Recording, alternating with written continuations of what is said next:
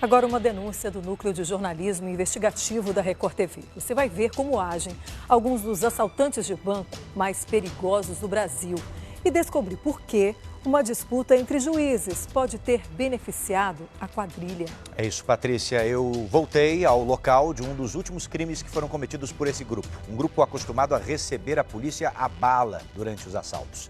Entre explosões de caixas eletrônicos e fugas de cinema, essa quadrilha faz reféns por onde passa. É a nossa reportagem da semana. Limeira, interior de São Paulo.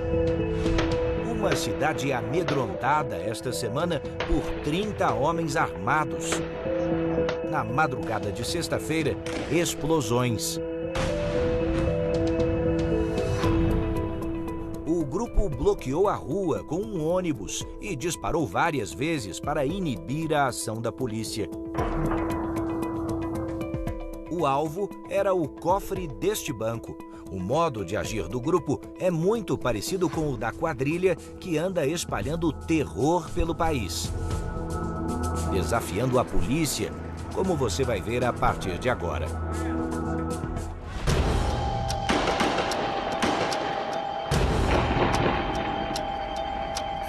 Uberaba, Triângulo Mineiro, 40 dias atrás. Homens encapuzados se preparam para explodir caixas eletrônicos.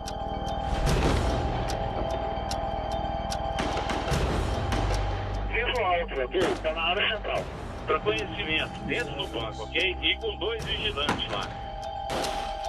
Eram cenas de terror. Eles não estão deixando ninguém chegar aqui. Eles certam aqui para se chegar carro aqui perto, tipo da polícia, essas coisas. Eles formam uma quadrilha responsável por centenas de ataques a bancos e a caixas eletrônicos nos últimos 6 anos. A gente aprende na faculdade que eles fogem da polícia quando a polícia chega. E essa quadrilha não. Eles enfrentam enquanto eles estão praticando o roubo, né? Só que no meio desse enfrentamento estão muitos civis.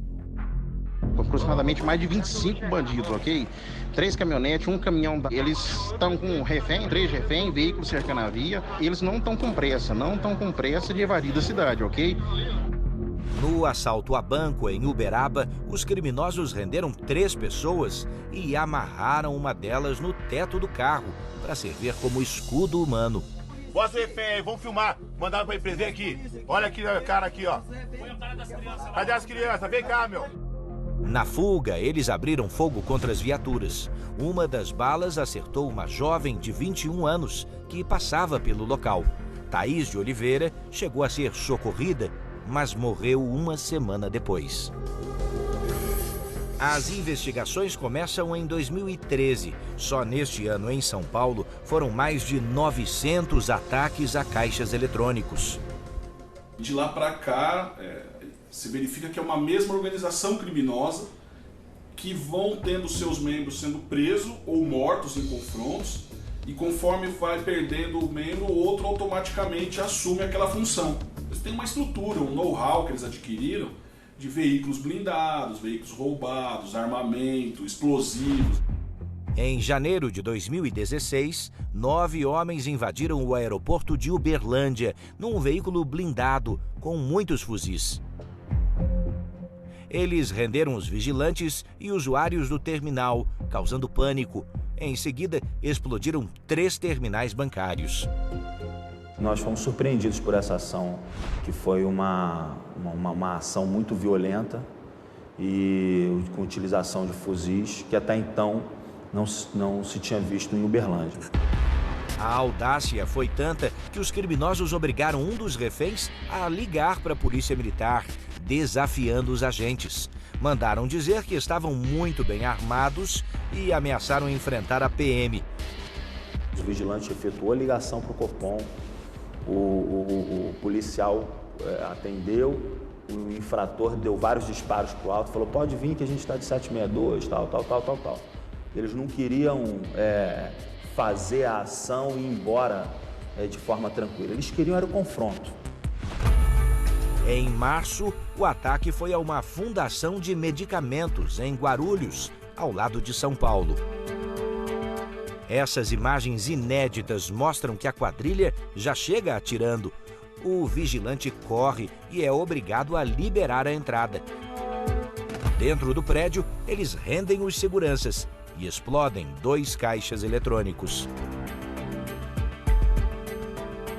Enquanto isso, um dos ladrões mantinha guarda na entrada e abordou um jornaleiro que chegava para fazer a entrega. Toda a ação durou menos de 20 minutos e os bandidos fugiram sem qualquer problema. Eles não temem a ação do Estado, não temem a polícia. O outro ponto é a organização desses indivíduos. Esses indivíduos eram altamente organizados. Alguns deles eram responsáveis pela contenção da polícia, outros eram responsáveis pelos explosivos, os explosivistas. Eles não cometiam um crime sem estar com toda a organização perfeita para o cometimento desse crime. O cerco começou a se fechar em novembro, quando as polícias de São Paulo e de Minas Gerais identificaram possíveis alvos. Naquele mesmo mês, durante uma madrugada, a quadrilha conseguiu invadir este shopping em Cotia, na Grande São Paulo. O plano era explodir caixas eletrônicos de um banco ali dentro, mas as bombas falharam. Na saída dos assaltantes, um carro da Polícia Militar passava bem por aqui e já foi recebido a bala pelos criminosos. É possível ver um dos PMs caindo do carro depois de ser atingido. Veja que ele é socorrido por 2 colegas que chegam minutos depois do ataque. Depois de enfrentar a polícia, a quadrilha tentou fugir como das outras vezes. Achava que escaparia. Parte dos assaltantes conseguiu chegar a este bairro que fica a quase 7 quilômetros do local do shopping. Só que eles não contavam que policiais civis já sabiam qual era o ponto de encontro do grupo e ficaram aqui à espera deles. Houve mais troca de tiros. Essas imagens foram gravadas pela polícia durante a perseguição. A fuga de cinema seguiu por entre becos como esse e foi parar ali em cima, onde os criminosos fizeram uma mulher refém.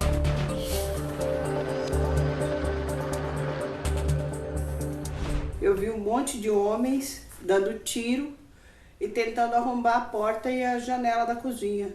Quando eu entrei no quarto, eu fechei a porta, tinha um guarda-roupa de 2 portas com maleiro. Eu não sei como eu fiz aquilo, mas eu puxei ele, coloquei atrás da porta.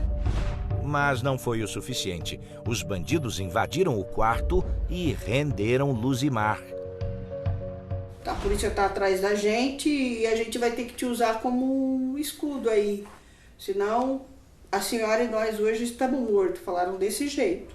A gente vai falar com a polícia e a senhora fica quieta. A gente vai tentar fazer um acordo.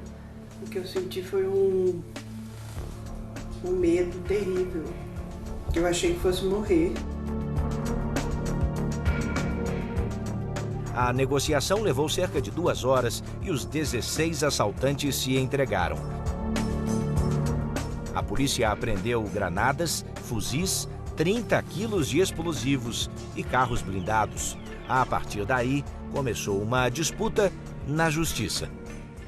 O processo foi enviado ao Tribunal do Júri de São Paulo, que acabou por concluir o seguinte: não houve crime doloso contra a vida, ou seja, não houve intenção de matar. Com isso, o processo acabou devolvido para a justiça aqui em Cotia. E diante da indefinição da história, parte da quadrilha acabou liberada. Um caso como esse demonstra o quanto a sociedade pode ficar indefesa. Enquanto se discute competência, o prazo se escoa, caracteriza-se o constrangimento ilegal e um magistrado vem e legalmente coloca na rua. O Ministério Público não tem um recurso com esta urgência a ponto de impedir até um ato ilegal de uma soltura indevida. Os criminosos voltaram a se articular e a planejar roubos cada vez mais ousados. Em abril deste ano, cerca de 25 homens fortemente armados invadiram 2 bancos em Guararema, interior paulista. Uma das agências fica exatamente ao lado da delegacia. Os criminosos fizeram uma família refém e, na perseguição, 11 deles morreram. Eles só se entregam se encurralados após efetuar muitos disparos. chegar lá e achar que ele vai falar parada a polícia, eles vão se entregar, nunca ocorreu. Faz parte da cultura dessa quadrilha o enfrentamento. Eles vão preparados para matar e para morrer. Entre os mortos estava Rogério Machado Coelho, um dos suspeitos solto pela justiça. Casos como esse, infelizmente, não chegam nem a ser raros.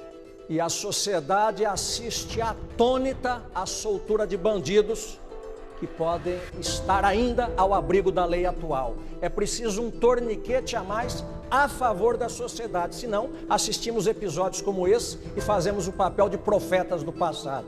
Não deveria ser assim. Esses indivíduos, em regra, não vão parar de delinquir.